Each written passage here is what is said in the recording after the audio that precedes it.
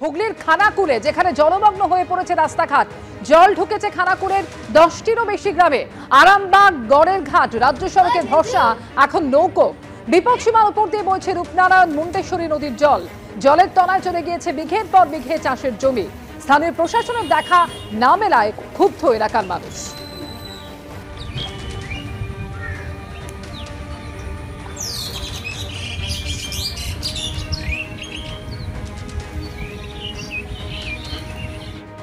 আর এরই মধ্যে অর্থাৎ বর্ষার এই পরিস্থিতির মধ্যে ফুসছে নিম্নচাপ। কলকাতার 90 কিলোমিটার উত্তরে গভীর নিম্নচাপ তৈরি হয়েছে।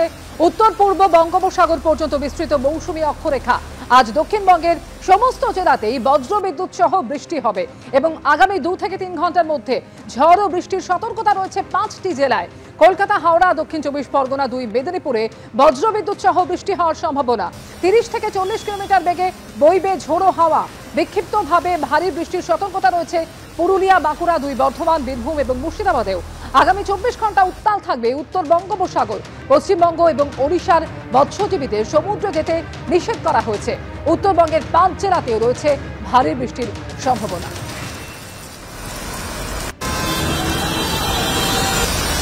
টানা বৃষ্টিতে যে ছবি কিছুক্ষণ আগেও দেখাচ্ছিলাম, হুগলির খানাকুল যেখানে 10টিরও বেশি গ্রামে জল ঢুকে গিয়েছে। আরামবাগ গড়ের ঘাট রাজ্য সড়কের ভরসা এখন নৌকা, যেখানে বিপদসীমার উপর দিয়ে বইছে রূপনারায়ণ মুন্ডেশ্বরী নদীর জল।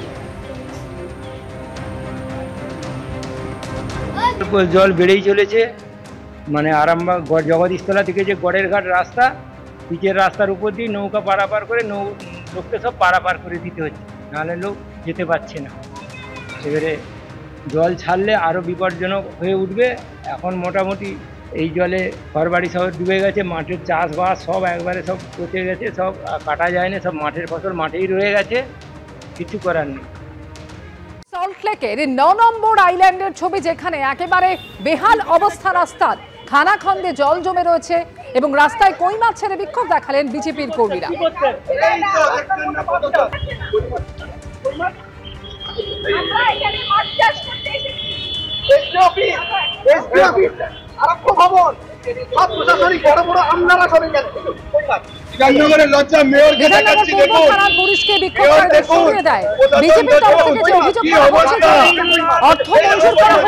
রাস্তা সারানোর উদ্যোগ নিচ্ছেন না বিধাননগরের মেয়র কৃষ্ণা চক্রবর্তী, তবে মেয়রের প্রতিক্রিয়া এখনো পাওয়া যায়নি।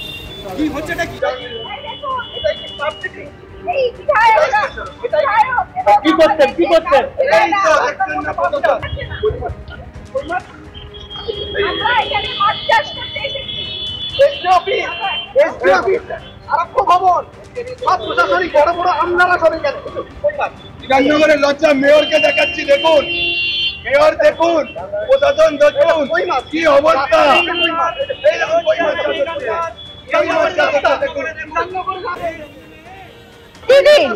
বিধাননগরবাসী প্রাণ হাতে নিয়ে এই রাস্তা, শুধু একটা রাস্তা নয়, একটু আগেই আমি এখান দিয়ে যাচ্ছিলাম বাইকে করে, আমি পড়ে যাচ্ছিলাম।